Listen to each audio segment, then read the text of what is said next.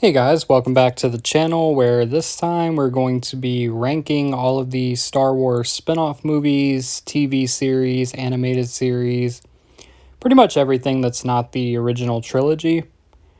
Um, the last video with the ranking the original trilogy was pretty fun, so I kind of want to expand into the other parts of Star Wars, just give you my opinion. And yeah, let's get started. First up is going to be Tales of the Empire. This is one of my least favorite pieces of Star Wars content that we have gotten to this day. I thoroughly did not enjoy this compared to Tales of the Jedi that came before it. I thought the Morgan Elsbeth story was fine, but not super memorable, and the arc with Barriss was really disappointing. For a character that we've been waiting so long to see come back, it felt like her character was rushed. The 3 episodes do not flow well together. Feels like she definitely needed more time, and it still feels like there's a lot of her story missing. And maybe that'll get filled in at some point in the future, but for what it is, Tales of the Empire is the bottom for me. Next up is The Acolyte. Again, I'm not trying to be one of those people that keeps outwardly hating on this show, but the plot just did not land for me. A lot of the character decisions I couldn't really make sense of. Definitely had some things. There's things in here that I like for sure, but overall, just not a great piece of Star Wars content for me personally. If you love it, by all means, you are welcome to do so, and I'm glad you enjoy it, but it's not for me, so Acolyte sits here. Next up is Kenobi. This is probably the most disappointed I've been in a project, just based around the hype. I felt like the plot had a lot of things that could have been done better. There was a lot of focus on other characters other than Kenobi himself, which, that's fair, but I don't know. I just wanted to see more of Obi-Wan's personal journey alone in that desert, and, I'm appreciative of what we got, but I felt like there were a lot of very plot-convenient things that happened in the show. The final duel with Obi-Wan and Anakin/Vader was excellent. That whole conversation was by far the best part of the show, but definitely wanted a little bit more out of it. I respect it for what it is. I was glad to see Hayden Christensen back and Ewan McGregor back, but things like the trench coat scene, and you know what I'm talking about, that keeps it where it is for me. Next up is going to be Solo, a Star Wars story.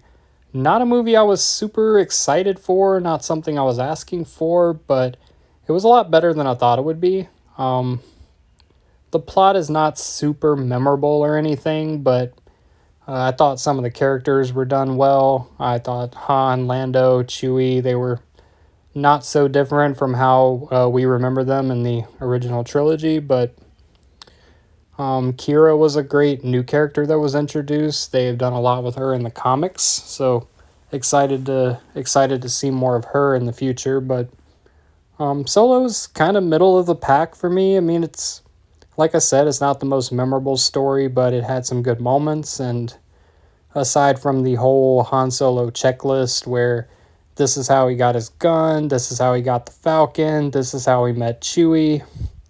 Beyond that, it's an average movie. Next up is going to be Star Wars Rebels. Now, this show started off pretty bad. Like, that first season was rough. Definitely felt like aimed towards a younger audience, but I'm overall happy with the show as a whole. I thought it had some really, really great moments. Like, when it hits, it hits.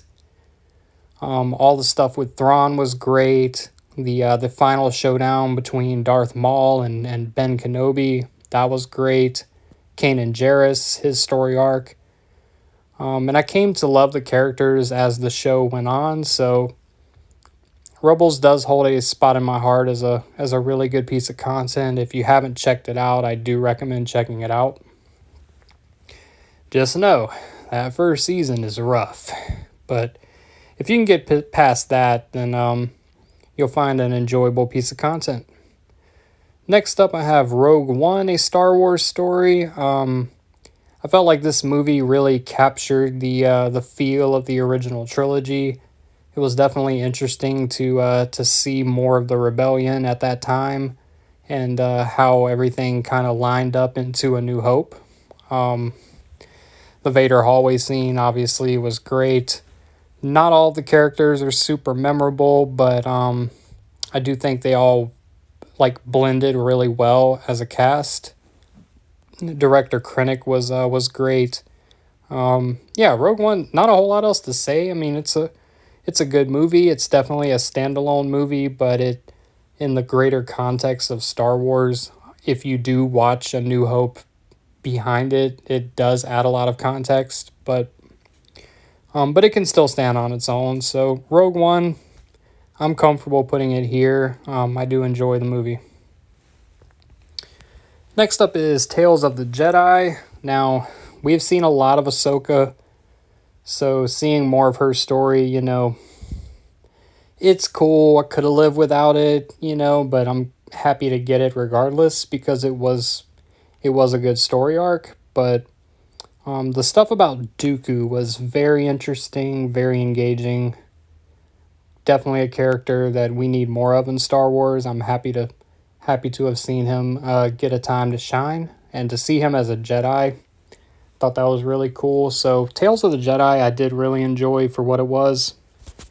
Like I said, it's only 6 episodes. It's really short, but yeah, Tales of the Jedi. That's where I've got it. I think I'm happy with that decision. It's good. It may not mean as much if you haven't seen Clone Wars, but it's still pretty good. Next up, I have Andor. Andor was a departure from the typical Star Wars series. There's no flashy lightsaber fights and, Jedi, Sith. It's more about the gritty side of the dark times, with the rebellion kind of having to do whatever it takes to get their feet in the ground to actually stand against the Empire. I really enjoyed Andor. I thought had really good writing, really good characters. You get to see a lot more of the Empire and a lot more of the Rebel Alliance. And I don't think that's a bad thing, because in a series like this, you have an opportunity to go a lot deeper than the films. So you see all of those little nuanced moments, all those little intricate character details that really build out the world of Star Wars. So yeah, Andor's there. Next up is Ahsoka. Ahsoka was not a perfect show, but I did really enjoy it. Mainly, I really enjoy the characters of Baylan Skoll and Shin Hati. I thought having Dark Jedi brought in to this time period was a really nice touch. Kind of gives me a vibe of some of the old, like, Dark Empire times and Heir to the Empire, those type of storylines where you did get to see Dark Jedi in this time period. But Ahsoka herself is a great character. Seeing her get her own series was good. My probably one complaint was I do feel like the show dragged a little bit. It took a long time to get from point A to point B. And I feel like maybe that time could have been spent further developing these characters. But yeah, that's where Ahsoka is. Next up is Book of Boba Fett. This might be controversial for me to have it this high, but I actually really enjoyed the show. Yes, I understand the complaints. Not the best, like, directed series as far as the action is a little clunky, but as far as the character of Boba Fett, I do understand people wanting to see him as, this badass bounty hunter that he has been, but I thought his character progression did feel natural. I felt like, that's where it makes sense for him to end up. I do wish they would have shown a little more of, like, what it actually takes to be a crime lord, but I love the stuff with Cad Bane. I love the setting of Tatooine. The Tuscan tribe arc was pretty great. So yeah, I enjoyed the Book of Boba Fett, and that's where I got it. Next up, another maybe controversial take is The Bad Batch. I was not excited for this show when it came out. I didn't think I would love it as much as I did. But after the show concluded, after its third season, man, it's a really good story. The characters all stand out. They all have a significant role to play in that team. I think the villains were great. I think some of the world building with the Empire's response to the clones after the Clone Wars, I thought that stuff was really good. I'm a little bit sad that it didn't go on for longer. I feel like there was more story to tell, but I was pleasantly surprised by this series. And if you can get past all the filler episodes, which yes, there are some filler episodes, but if you can get past that, I mean, it's a damn good show. I would recommend it to even someone that hasn't seen the Clone Wars. It's a really good show on its own. So next up is The Mandalorian. Now, I was excited for this show when it was announced. It was our first real Star Wars live-action TV series, and man, it did not disappoint. That first season was something special, just seeing this kind of rugged, true space western style of Star Wars, learning about Mando and his story, learning more about the Mandalorian culture as a whole. Then you go into season 2, which you start to expand the world and meet these characters and kind of connect everything to the bigger picture of Star Wars. And obviously you have Grogu in there, who is adorable, and he's Baby Yoda. He is what he is. Season 3, definitely not as good as the first two. I feel like it was a little bit all over the place, but overall the show is really good, and I highly recommend it to anyone who's not even a Star Wars fan. It's just a good show to get into. And that's going to lead us to number 1. I have The Clone Wars. Now, I'm a prequel guy because that's what I grew up with, and The Clone Wars really expanded those films, added depth to its characters, and I think did a lot in growing a love and appreciation for that time period. Kind of like with Rebels, the first season kind of feels more aimed for kids, but it's one of those shows that feels like it grows up with its audience. Definitely gets a lot better as it goes on, and by the time of that final season, it feels like Star Wars at its peak. Introduced a lot of great characters, expanded on a lot of great characters. I'm always going to love the Clone Wars. I could sit down and rewatch the series probably 1,000 times over and, never grow tired of it. There's so many different story arcs, so many different characters. It's a really good show that kind of defined what Star Wars should be. And yeah, that's what I got. So I appreciate you listening to me today.